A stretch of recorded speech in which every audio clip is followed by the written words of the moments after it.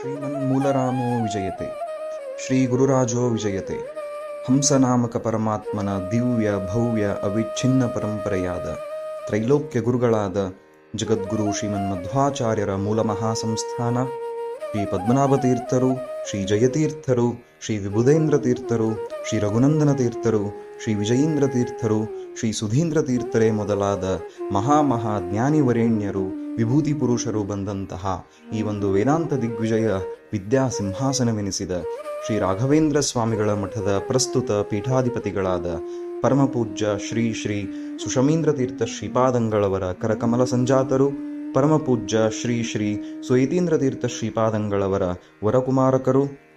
ಮೂಲ ರಾಮಾರ್ಚಕರು, ಸುವರ್ಣ ಮಂತ್ರಾಲಯ ನಿರ್ಮಾತೃಗಳಾದ ಪರಮಪೂಜ್ಯ ಶ್ರೀ ಶ್ರೀ ಸುಬುಧೇಂದ್ರ ತೀರ್ಥ ಶ್ರೀಪಾದಂಗಳವರು ಈ ಬಾರಿಯ ನರಸಿಂಹ ಜಯಂತಿ ಉತ್ಸವವನ್ನು ಕರಿಗಿರಿ ಕ್ಷೇತ್ರ ಅಂದರೆ ದೇವರಾಯನದುರ್ಗದಲ್ಲಿ ಅತ್ಯಂತ ವೈಭವೋಪೇತವಾಗಿ ನೆರವೇರಿಸಲಿದ್ದಾರೆ.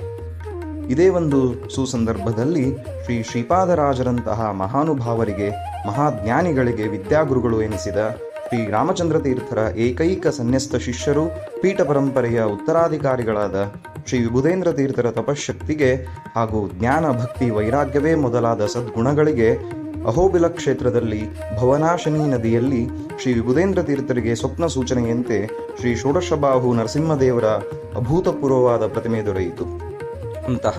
ಅತ್ಯದ್ಭುತವಾದ ಶ್ರೀ ಷೋಡಶಬಾಹು ನರಸಿಂಹದೇವರ ಪ್ರತಿಮೆಗೆ ಸಂಸ್ಥಾನದ ತತ್ಸಂಪ್ರದಾಯದಂತೆ ವೈಭವದ ಮಹಾ ಅಭಿಷೇಕ ಕಾರ್ಯಕ್ರಮವನ್ನು ಪರಮಪೂಜ್ಯ ಶ್ರೀ ಶ್ರೀ ಸುಬುಧೇಂದ್ರ ತೀರ್ಥರು ಈ ಬಾರಿ ದೇವರಾಯನದುರ್ಗದಲ್ಲಿ ನೆರವೇರಿಸಲಿದ್ದಾರೆ.